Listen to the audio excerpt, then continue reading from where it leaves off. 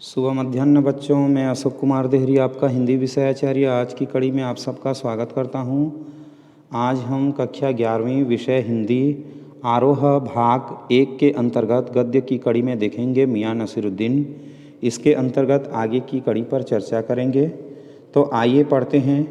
पूछना यह था कि किस्म किस्म की रोटी पकाने का इल्म आपने कहाँ से हासिल किया। लेखिका यह पूछती है कि तरह तरह की जो रोटी बनाने की ज्ञान है, उस ज्ञान को आपने कहाँ से प्राप्त किया है। तो मियां नसीरुद्दीन ने आँखों के कंचे हम पर फेर दिए, अर्थात उनकी जो आँखें हैं हमारे ऊपर रख दिए। फिर तरेर कर बोले और उन्होंने घूर करके कहा, क्या मतलब इसका अर्थ क्या है? पूछिए साहब, नान बाई इल्म लेने कहीं और जाएगा? उन्होंने प्रश्न किया कि जो नानबाई है अर्थात जो रसोइया है, रसोइया के विषय में ज्ञान लेने के लिए कहीं और जाएगा क्या? फिर तरह तरह के प्रश्न पूछते हैं। क्या नगीना साज के पास, क्या आईना साज के पास, क्या मीना साज के पास, या रफूगर, रंगरेज या तेली तंबोली से सीखने जाएगा? फिर से वह तरह तरह के उदाहरण देते हुए कहते हैं कि क्या जो नगीना बनाता है अर्थात जो नग गढ़ने का कार्य करता है उसके पास जाएगा, या फिर दर्पण बनाने वाले के पास जाएगा, या मीनाकारी करने वाले के पास जाएगा, या रफ्फू लगाने वाले, या कपड़ा रंगने वाले, या तेल का व्यापार करने वाले के पास सीखने के लिए जाएगा? क्या फरमा दिया साहब? उसने कहा कि क्या आपने कह दिया, यह तो हमारा खानदानी पेशा ठहरा। उन्होंने बताया कि यह हमारा पारंपरिक व्यवसाय है। हाँ, इल्म की बात पूछिए तो जो कुछ सीखा अपने वालिद उस्ताद से ही सीखा। वह कहते हैं कि हाँ, यदि ज्ञान की बातें कहते हैं तो जो कुछ भी हमने प्राप्त किया है वो अपने पिता गुरु महाराज से ही प्राप्त किया है। मतलब यह कि हम घर से न निकले कि कोई पेशा अख्तियार करेंगे। कहने का अभिप्राय यह है कि यदि हम घर से नहीं निकलते हैं तो कोई भी जो व्यापार है, क्या हम उसे ग्रहण कर पाएंगे, क्या आत्मसात कर पाएंगे? जो बाप दादा का हुनर था वही उनसे पाया, अर्थात जो कला हमारे दादा पिता ने प्राप्त किया था उन्हीं कला को हमने प्राप्त किया। और वालिद मरहूम के उठ जाने पर आ बैठे उन्हीं के ठिए पर, और जैसे ही पिताजी महाराज स्वर्गवासी हो गए तो उन्हीं के गद्दी पर आकर के बैठ गए। आपके वालिद, लेखिका ने प्रश्न किया कि आपके पिताजी? तो मियां नसीरुद्दीन की आंखें लम्हा भर को किसी भट्ठी में गुम हो गई। तो उसी समय जो नसीरुद्दीन महाशय हैं उनकी आंखें कुछ क्षण के लिए मानो किसी भट्ठी में खो गई हो। लगा गहरी सोच में हैं, ऐसा लगने लगा कि मानो गहरी चिंतन में डूब गए हैं। फिर सिर हिलाया और अपने सिर को हिलाते हुए कहा, क्या आँखों के आगे चेहरा जिंदा हो गया? लेखिका ने प्रश्न किया कि क्या आपके आँखों के सामने आपके पिताजी का जो चेहरा है साकार हो गया? हाँ, हमारे वालिद साहब मशहूर थे। उन्होंने कहा कि हाँ, हमारे जो पिताजी महाराज हैं वो काफ़ी प्रसिद्ध थे, मियाँ बरकत शाही नानबाई गढ़ैया वाले के नाम से, और उनके वालिद यानी कि हमारे दादा साहिब थे आला नानबाई मियाँ कल्लन। इस प्रकार से उन्होंने अपने पिताजी और अपने दादाजी का नाम बताए। आपको इन दोनों में से किसी किसी की भी कोई नसीहत याद हो? लेखिका ने पुनः प्रश्न किया कि आपको अपने बाबा अर्थात पिताजी और दादाजी की कोई भी नसीहत या सीख याद हो तो? नसीहत काहे की मियाँ, काम करने से आता है, नसीहतों से नहीं। हाँ, उन्होंने कहा कि सीख क्यों? काम जो है वह काम करने से होता है, सीख से तो काम आता नहीं। तो लेखिका ने कहा, हाँ, बजा फरमाया है, मतलब ठीक कहा है। पर यह तो बताइए कि जब आप, हमने भट्टी की ओर इशारा किया, इस काम पर लगे तो वालिद साहब ने सीख के तौर पर कुछ तो कहा होगा। लेखिका ने कहा कि इस बात को आप तो ज़रूर बताइए और इस प्रकार से उन्होंने भट्टी की ओर इशारा किया और कहा कि जब पहली पहली बार इस काम में आप लगे थे तो आपके जो पिताजी महाराज हैं उन्होंने कुछ तो सीख के रूप में कहा होगा। नसीरुद्दीन साहिब ने जल्दी जल्दी 2-3 कस खींचे।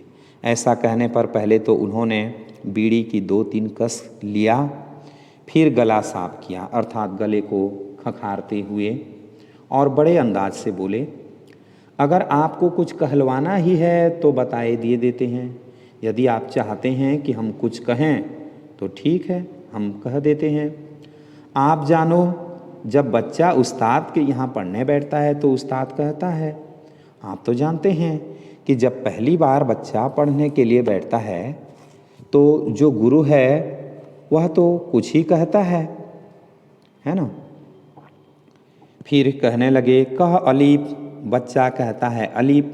कह बे, बच्चा कहता है बे। कह जिम, बच्चा कहता है जिम। इस बीच उस्ताद जोर का एक हाथ सिर पर धरता है और शागिर्द चुपचाप परवान करता है। ठीक है, तो कहने का अभिप्राय यह है कि जब पहली बार बच्चा पढ़ने के लिए बैठता है तो उसका जो गुरु है प्रथम वर्ण कहलाता है।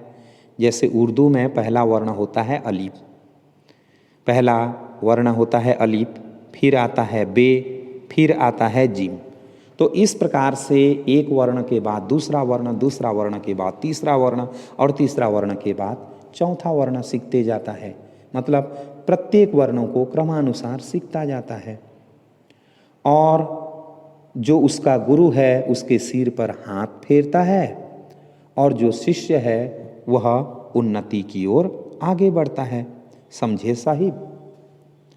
एक तो पढ़ाई ऐसी और दूसरी इस प्रकार से, एक दूसरी विधि की भी बात करते हैं। एक तो पढ़ाई इस प्रकार की होती है और एक दूसरी विधि भी होती है।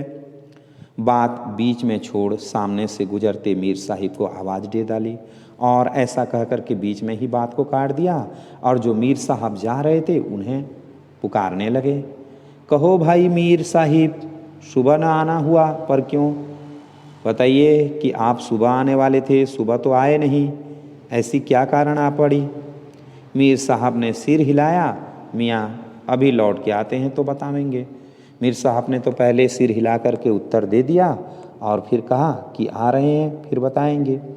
आप दूसरी पढ़ाई की बाबत कुछ कह रहे थे। लेखिका ने प्रश्न किया कि आप दूसरे कोई पढ़ाई के बारे में कह रहे थे। इस बार मियाँ नसीरुद्दीन ने यूं सिर हिलाया कि सुकरात हूँ। इस बार तो उन्होंने इस प्रकार से अपने सर को हिलाया मानो अपने आप को सुकरात समझते हों। सुकरात के बारे में तो जानते ही होंगे। सुकरात कौन हैं? तो वह यूनान के एक प्रसिद्ध दार्शनिक हैं और प्लेटो के गुरु हैं। तो मानो वो अपने आप को सुकरात समझते हों। सुकरात के अंदाज में ही वह सिर हिलाने लगे। हाँ, एक दूसरी पढ़ाई भी होती है, अर्थात और भी एक विधि है। सुनिए, अगर बच्चे को भेजा मदरसे तो बच्चा न कच्ची में बैठा, न बैठा वह पक्की में, न दूसरी में, और जा बैठा तीसरी में। हम पूछेंगे कि उन 3 जमातों का क्या हुआ उन 3 क्लासों का? तो इस प्रकार से पूछने लगे, कहने लगे कि यदि बच्चे को हम स्कूल भेजते हैं तो वह पहले तो कच्ची में बैठता है, फिर पक्की में, और फिर दूसरी से होते हुए ऊंची जमात में पहुंच जाता है। उसी तरह से अगर नहीं पहुंचता तो वो जो 3 कक्षाओं का क्या होगा? यदि वो जो 3 श्रेणियां हैं, यदि उन 3 श्रेणियों को वह नहीं पार करता है तो उन 3 श्रेणियों का ज्ञान उसको कैसे करके होगा? अपना ख्याल था कि मियाँ नानबाई अपनी बात का निचोड़ भी निकालेंगे, पर वह हम ही पर दागते रहे। अर्थात लेखिका कहती हैं कि उनका यह अनुमान था कि जो नानबाई महाशय हैं वह अपने बात का कोई निचोड़ अर्थात निष्कर्ष निकालेंगे, पर वह लेखिका पर ही प्रश्न दागते रहे। आप ही बताइए, उन 2-3 जमातों का हुआ क्या? कहने लगे कि आप ही कहिए कि वो 2-3 कक्षाएं जो हैं उन कक्षाओं का क्या हुआ। यह बात मेरी समझ के तो बाहर है। लेखिका कहने लगी कि यह जो बात है वह मेरी बुद्धि से परे है। इस बार शाही नानबाई मियाँ कल्लन के पोते अपने बचे खुचे दांतों से खिलखिला के हंस दिए। जब इस प्रकार से कहा तो जो मियाँ कल्लन के पोते थे वह अपने जो भी बचे खुचे दांत थे उन दांतों के माध्यम से पहले तो खिलखिला करके हंस दिया और फिर कहा, मतलब मेरा क्या साफ न था? क्या मेरा जो कथन है वह स्पष्ट नहीं है? लो साहिबो, अभी साफ हुआ जाता है। चलिए अभी हम ठीक से कह देते हैं। जरा सी देर को मान लीजिए, हम बर्तन धोना न सीखते, हम भट्ठी बनाना न सीखते, भट्ठी को आँच देना न सीखते, तो क्या हम सीधे सीधे नानबाई का हुनर सीख जाते? उन्होंने कहा कि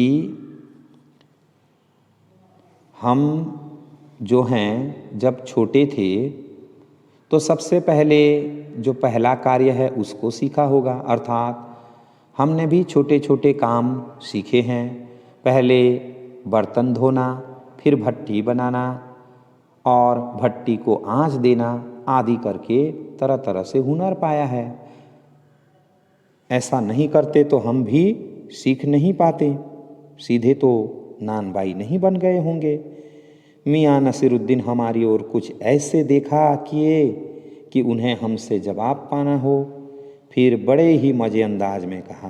पहले तो वह हमको देखने लगे और फिर एक सधे हुए अंदाज में कहने लगे, कहने का मतलब साहिब यह कि तालीम की तालीम भी बड़ी चीज़ होती है। यहाँ पर तालीम शब्द 2 बार आया है। तो पहले तालीम का अर्थ होता है शिक्षा, सीखना, और दूसरे तालीम का अर्थ होता है पालन करना।